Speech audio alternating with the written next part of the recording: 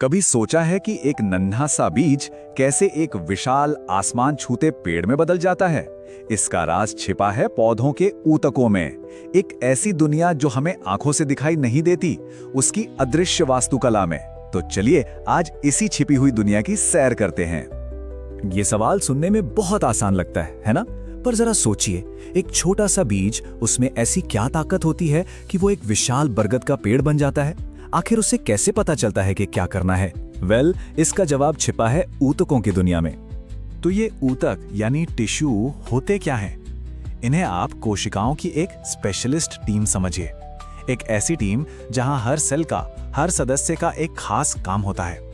बिल्कुल वैसे ही जैसे एक इमारत को बनाने में ईंटें, सीमेंट और सरिया ये सब मिलकर उसे मजबूती देते हैं। ठीक उसी तरह ये ऊतक ही हैं जो पौधों को बनाते हैं, उन्हें स्ट्रक्चर और सक्सेस देते हैं। तो चलिए शुरू करते हैं पौधे के ग्रोथ इंजन से, और ये हैं मेरिस्टेमेटिक टिश्यूज यानी विभज्योतक ऊतक। यही वो पावर हाउस हैं जो पौधे की लगातार ग्रोथ के लिए जिम्मेदार हैं। देखिए, जानवरों और पौधों में एक बहुत बड़ा फर्क है। हम एक उम्र के बाद बढ़ना बंद कर देते हैं, पर पौधे वो अपने पूरे जीवन भर बढ़ते रहते हैं। लेकिन ये ग्रोथ हर जगह से नहीं होती, ये होती है कुछ खास जगहों से, जिन्हें हम ग्रोथ जोन कह सकते हैं। और इन्हीं जोन्स में होते हैं ये मेरिस्टेमेटिक टिश्यूज, जो बिना रुके लगातार नई कोशिकाएं बनाते रहते हैं। ये स्लाइड इसी बड़े अंतर को और साफ करती है।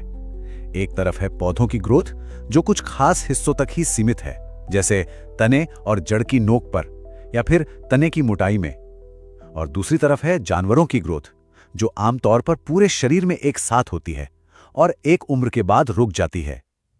यह समझना बहुत जरूरी है कि पौधों के टिश्यूज इस तरह से क्यों बने हैं। अब पौधों में ये ग्रोथ इंजन भी 3 तरह के होते हैं। सबसे पहला एपिकल मेरिस्टेम, ये तने और जड़ों की बिल्कुल टिप पर यानी चोटी पर पाया जाता है और पौधे की लंबाई बढ़ाने का काम करता है। फिर आता है लैटरल मेरिस्टेम, जिसे कैम्बियम भी कहते हैं।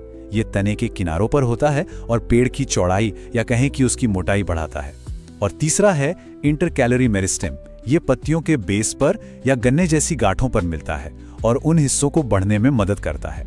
तो जब इन ग्रोथ जोन में नई नई कोशिकाएं बनती हैं, तो सोचिए कि वो एक चौराहे पर खड़ी होती हैं। उनके पास 2 रास्ते होते हैं, या तो वो डिवाइड होती रहें और नई कोशिकाएं बनाती रहें, या फिर वो एक खास करियर चुन लें, एक स्पेशलिस्ट बन जाएं। और यहीं से शुरू होती है कहानी परमानेंट टिश्यूज की। इस पूरी प्रक्रिया को कहते हैं डिफरेंशिएशन। इसे आप कोशिकाओं का ग्रेजुएशन समझ सकते हैं। ये वो प्रोसेस है जहां कोशिकाएं एक खास काम सीखती हैं, एक खास आकार लेती हैं और फिर डिवाइड होने की अपनी क्षमता खो देती हैं। अब उनका एक पक्का काम है जिसे वो जीवन भर करती हैं। तो पौधों की इन कोशिकाओं के लिए मोटे तौर पर 2 मेन करियर पाथ्स हैं। पहला है सिंपल टिश्यूज यानी सरल ऊतक। यहां एक ही तरह की सारी कोशिकाएं होती हैं जो मिलकर बस एक ही काम करती हैं। और दूसरा है कॉम्प्लेक्स टिश्यूज यानी जटिल ऊतक। यहां अलग अलग तरह की कोशिकाओं की एक पूरी टीम होती है जो मिलकर एक बड़े मिशन को अंजाम देती है। ठीक है, तो चलिए पहले सरल ऊतकों की दुनिया में झांकते हैं। ये वो टिश्यूज हैं जो पौधे को सहारा देते हैं, उसके लिए खाना स्टोर करते हैं और उसे मजबूती देते हैं। सबसे पहले बात करते हैं पैरेन्काइमा की। ये पौधे का ऑलराउंडर है, मतलब सबसे आम टिश्यू। इसकी कोशिकाएं जिंदा होती हैं और इनकी दीवारें पतली होती हैं। इनका मेन काम है खाने को स्टोर करना। जैसे आलू में जो स्टार्च होता है वो पैरेन्काइमा में ही जमा होता है। लेकिन रुकिए, ये और भी काम करता है। जब इसमें क्लोरोफिल आ जाता है तो ये क्लोरेन्काइमा बन जाता है और फोटोसिंथेसिस में मदद करता है। और जलीय पौधों में ये एरेन्काइमा बन जाता है, जिसमें हवा भरी होती है ताकि कमल जैसे पौधे पानी पर तैर सके। है ना कमाल का मल्टीटास्कर? अच्छा, एक सवाल कभी सोचा है कि जब तेज हवा चलती है तो छोटे नए तने और पत्तियां टूटती क्यों नहीं है? वो इतनी आसानी से मुड़ कैसे जाती हैं? इसका राज छिपा है कोलेन्काइमा में। यही वो टिश्यू है जो ये काम करता है। इसकी कोशिकाएं जिंदा और लंबी होती हैं और कोनों से मोटी होती हैं। ये पौधे के बढ़ते हुए हिस्सों को फ्लेक्सिबल सपोर्ट देता है, एक तरह का इलास्टिक सपोर्ट जो पौधे को झुकने तो देता है पर टूटने नहीं देता।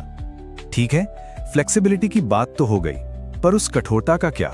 वो क्या चीज है जो लकड़ी को इतना सख्त और नारियल के छिलके को इतना मजबूत बनाती है? मिलिए स्क्लेरेन्काइमा से।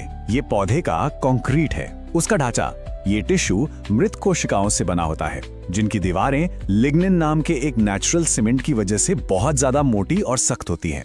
यही चीज पौधे को जबरदस्त कठोरता और सहारा देती है। चलिए अब सिंपल टिश्यूज से आगे बढ़ते हैं और पौधे के प्लम्बिंग सिस्टम को देखते हैं। ये बना है कॉम्प्लेक्स टिश्यूज से और इसका काम बहुत जरूरी है, पानी, मिनरल्स और खाने को पौधे के हर एक हिस्से तक पहुंचाना।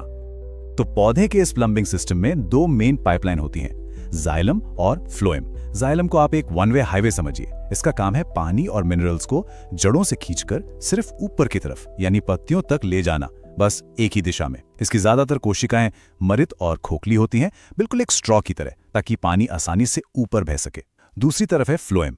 ये एक टू वे स्ट्रीट है। इसका काम है पत्तियों में बने खाने को यानी शुगर को पौधे के हर हिस्से तक पहुंचाना, चाहे वो ऊपर की कली हो या नीचे की जड़, जहां भी एनर्जी की जरूरत हो। और इसकी कोशिकाएं जिंदा होती हैं, जो एक टीम की तरह मिलकर काम करती हैं। और आखिर में बात करते हैं पौधे की स्किन की, उसकी पहली सुरक्षा कवच की, जो उसे बाहरी दुनिया के खतरों से बचाती है। ये स्मार्ट स्किन है एपिडर्मिस। ये कोशिकाओं की बस एक सिंगल बाहरी परत होती है जो पूरे पौधे को ढक कर रखती है, पर इसके काम बहुत सारे हैं। ये एक वैक्स जैसी लेयर बनाती है जिसे क्यूटिकल कहते हैं, ताकि पानी भाप बनकर उड़ न जाए। इसमें छोटे छोटे छेद भी होते हैं जिन्हें स्टोमाटा कहते हैं, जिनसे गैसों का आना जाना होता है। और जड़ों में यही एपिडर्मिस लंबे लंबे रूट हेयर्स बनाती है ताकि ज्यादा से ज्यादा पानी सोख सके। लेकिन सोचिए, जब एक पौधा बड़ा होता है, एक पेड़ बनता है, तो क्या होता है? उसका हरा और नरम तना एक सख्त भूरी छाल में कैसे बदल जाता है? ऐसा इसलिए होता है क्योंकि जैसे जैसे पौधा पुराना होता है, एपिडर्मिस की जगह कॉर्क ले लेता है। ये मृत कोशिकाओं की एक मोटी टाइट परत होती है। इन कोशिकाओं में स्यूबेरिन नाम का एक वाटरप्रूफ पदार्थ भरा होता है, जो छाल को पानी और गैसों के लिए पूरी तरह से इम्परमेबल बना देता है, बिल्कुल एक मजबूत रेनकोट की तरह। तो ग्रोथ से लेकर सपोर्ट और प्लम्बिंग तक हमने देखा कि कैसे हर पौधा माइक्रोस्कोपिक इंजीनियरिंग का एक जीता जागता नमूना है। ये सब कुछ बना है इन स्पेशलाइज्ड टिश्यू से, जो मिलकर एक अद्भुत तरीके से काम करते हैं। तो अगली बार जब कोई पत्ती, कोई तना या कोई फल हाथ में आए, तो एक पल के लिए जरूर सोचिएगा उसकी सतह के नीचे छिपी उस अद्भुत वास्तुकला के बारे में, उस छिपे हुए आर्किटेक्चर के बारे में जिसने उसे बनाया है। कभी सोचा है कि हमारा ये जो शरीर है, ये आखिर बना किस चीज से है? आज हम जरा गहराई में उतरेंगे, एकदम माइक्रोस्कोपिक लेवल पर, और समझेंगे उन बेसिक बिल्डिंग ब्लॉक्स को जो हम बनाते हैं। चलिए शुरू करते हैं ये सफर। तो पहला सवाल यही है कि शरीर आखिर बना किस चीज से है? दिमाग में सबसे पहला जवाब आता है सेल से, मतलब कोशिकाओं से। और ये बात सही भी है, लेकिन ये सिर्फ आधी कहानी है। असली कहानी तो इससे कहीं ज्यादा दिलचस्प है। देखिए, असली जादू इस बात में नहीं कि हमारे पास करोड़ों कोशिकाएं हैं, बल्कि इस बात में है कि ये एक दूसरे के साथ मिलकर कैसे काम करती हैं। ये अकेले काम नहीं करती, बिल्कुल नहीं। ये तो बड़ी बड़ी टीमों में एक साथ आती हैं जो हमारे पूरे शरीर को चलाती हैं। और हाँ, इन टीमों का एक खास नाम भी है, ऊतक, या जिसे हम टिश्यू कहते हैं। इसको ऐसे समझिए, अगर एक कोशिका मतलब एक सेल एक ईंट है, तो एक टिश्यू उन ईंटों से बनी पूरी की पूरी दीवार है। और जाहिर है, हर दीवार का एक अपना खास मकसद, एक खास काम होता है। और यहाँ एक कमाल की बात है, हमारा शरीर इतना पेचीदा है, इतना जटिल है, लेकिन ये सब कुछ सिर्फ 4 बेसिक टाइप के टिश्यू से बना है। जी हाँ, सिर्फ 4। ये हमारे शरीर के वो 4 मौलिक कपड़े हैं जिनसे पूरा शरीर बुना गया है। तो ये है वो 4 खिलाड़ी: epithelial tissue, connective tissue, muscular tissue और नर्वस टिश्यू। चलिए एक एक करके इन चारों से मुलाकात करते हैं। शुरुआत करते हैं एपिथेलियल टिश्यू से। ये हमारे शरीर की बाहरी और भीतरी सतहों पर एक परत की तरह है। समझ लीजिए, ये हमारी पहली डिफेंस लाइन है, हमारी सुरक्षा कवच। इसका मेन काम है प्रोटेक्शन, एब्जॉर्प्शन और सिक्रीशन।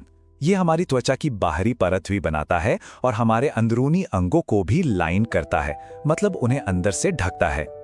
इसकी बनावट को समझने का सबसे अच्छा तरीका है, जरा फर्श पर लगी टाइल्स के बारे में सोचिए।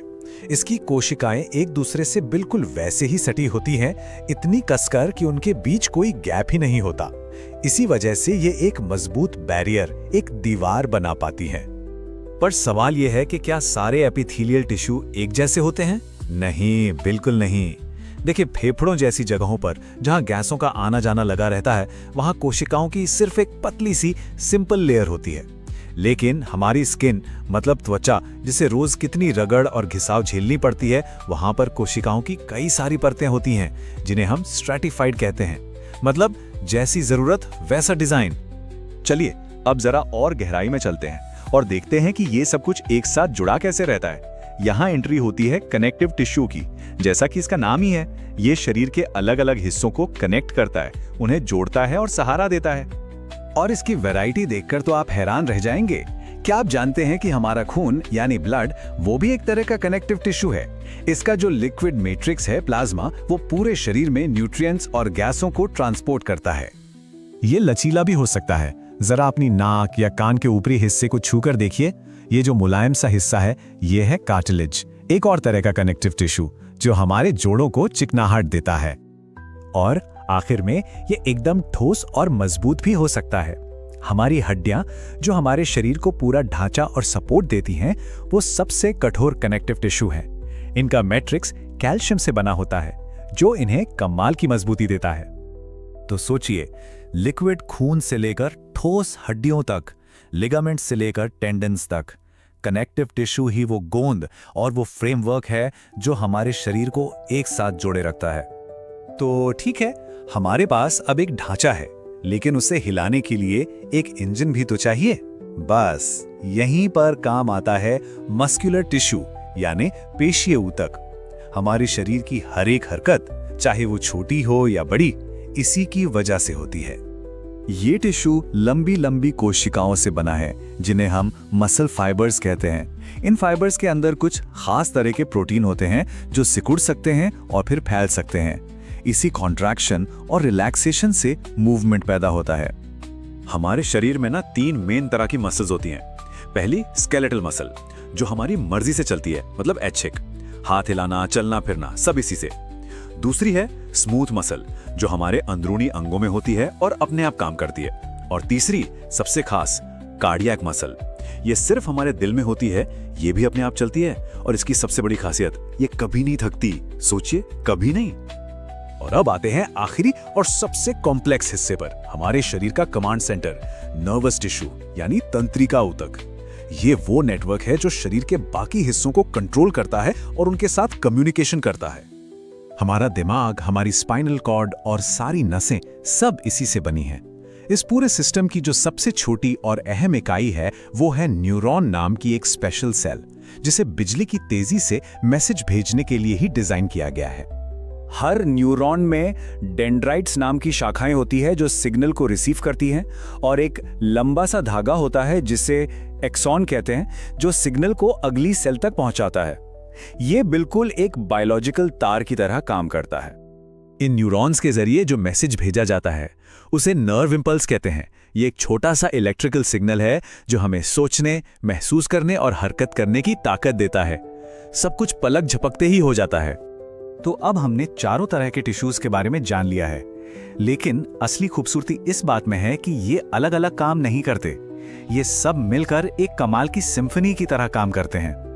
जरा अपना हाथ उठाने जैसी एक सिंपल सी बात सोचिए। सबसे पहले नर्वस टिश्यू एक सिग्नल भेजता है, उस सिग्नल के जवाब में मस्कुलर टिश्यू सिकुड़ता है। फिर कनेक्टिव टिश्यू मतलब आपकी हड्डियां और टेंडन्स मूवमेंट पैदा करते हैं, और इन सब के ऊपर एपिथेलियल टिश्यू यानी आपकी त्वचा इस पूरे सिस्टम को प्रोटेक्ट करती है, चारों एक साथ एक परफेक्ट तालमेल में।